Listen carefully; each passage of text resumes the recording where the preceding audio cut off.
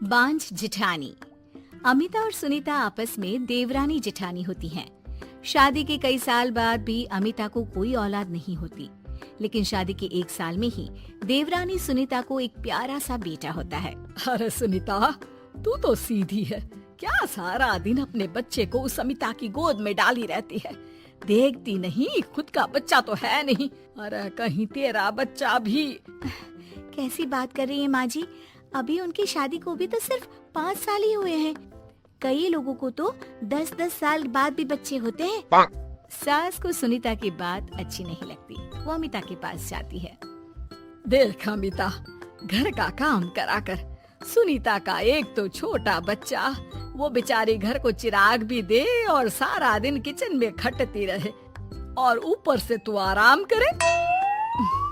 दीदी, खाने में क्या बनाना है दोपहर को? मैं किचन में जा रही हूँ। अरे नहीं, मैं हूँ ना, मैं खाना बना लूंगी।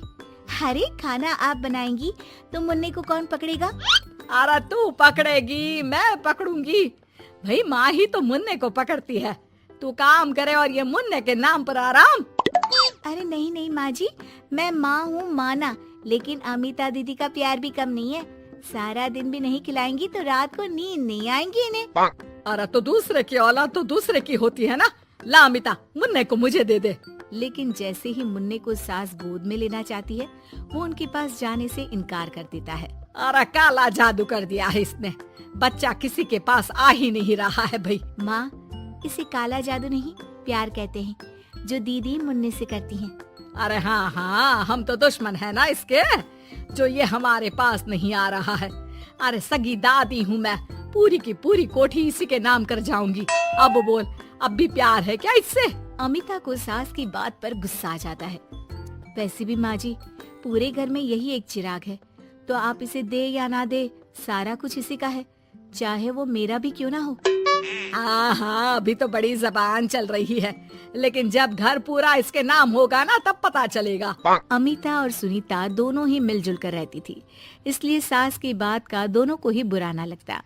मिलजुल कर काम करती और हंस खेल कर रहती। अरे बेटी, तेरी दोनों भाभियों ने तो मुझे साइड कर रखा है।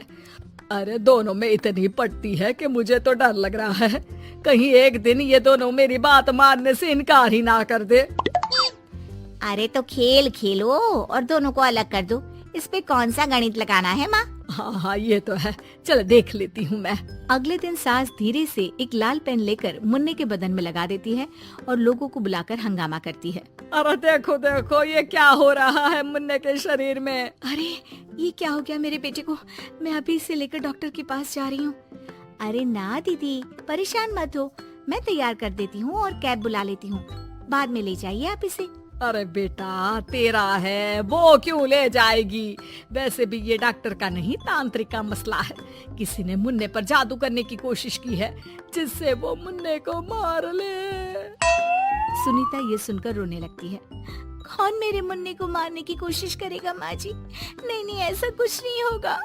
सास अमिता की तरफ देखकर कहती है, अरे वही जिसकी खुद की औलाद ना हो। कैसी बात कर रही हैं माँ जी आप?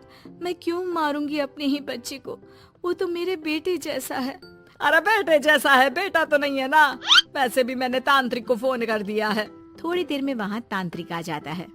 भगवान भगवान भगवान भगवान, बच्चे की जान को खतरा है, खतरा है, खतरा है।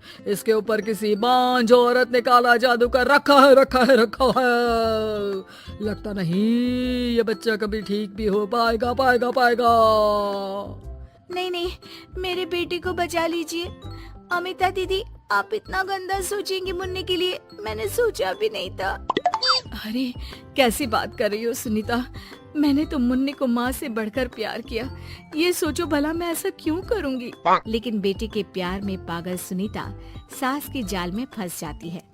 दीदी, आज से आप और मैं अलग हैं, मेरी रसोई अलग, आपकी अलग, और आज के बाद मुन्ने को छूने की क्या, देखने की भी कोशिश मत करिएगा। अमिता सुनीता को समझाने की कोशिश करती है, पर कुछ नहीं होता। अगले रोज, ला सुनीता, मैं मुन्ने को नहला कर तैयार कर देती हूँ। नहीं माँ जी, मैं नहला देती हूँ। लेकिन जैसे ही वो मुन्ने को नहलाने लगी, पेन के निशान एक एक करके निकल गए। अरे माँ जी, ये तो किसी ने पेन से निशान बनाए थे। देखिए, जैसे ही मैंने मुन्ने को नहलाया सारे निकल गए। अब अरे नहीं नहीं बहू, ये तो बाबा का कमाल है कि बच्चे के ऊपर से ये साया धुल गया। लेकिन ये क्या माँ जी, मुन्ना तो रोया ही जा रहा है, न खा रहा है न दूध पी रहा है, बस चाची चाची कर रहा है। अरे इतनी जल्दी उसका भूत नहीं उतरेगा इसके सर से, मार मार कर खिला। जी माँ जी। लेकिन सुनीता का बेटा, जिसे अमिता से बेहद प्यार था, वो उसके पास जाने की जिद में ना खा रहा था ना पी रहा था। उसकी हालत बिगड़ती ही जा रही थी। हार कर एक दिन, माँ दीदी दिखाई नहीं दे रही है, क्या वो मायके चली गई है क्या? अरे क्या पता कहाँ गई, रुक बड़कू से पूछती हूँ। ए अमिता कहाँ है? माँ जल्दी पता करिए ना, दीदी कहाँ है? मुन्ने की हालत दीदी के लिए खराब होती जा रही है। सुनीता मुन्ने को लेकर नीचे अमिता के पास जाती है। अमिता बिस्तर पर पड़ी होती है। वो कमजोर सी दिखती है। बड़ी आराम से सो रही हैं आप, यहाँ मुन्ने की तबीयत खराब हो रही है। वो जैसे ही अमिता को छूती है, अरे दीदी ये क्या हो गया? आपकी तबीयत तो काफी खराब है। मुन्ने के बिना मैं नहीं रह सकती सुनीता, मैं उसके बिना नहीं रह सकती। मैं कसम खा कर कहती हूँ, मैंने मुन्ने को मारने की ऐसी कोई कोशिश नहीं की। मैं तो खुद मुन्ने के बिना मर जाऊंगी। मुन्ना आप ही का तो है दीदी, मुझे माफ कर दीजिए।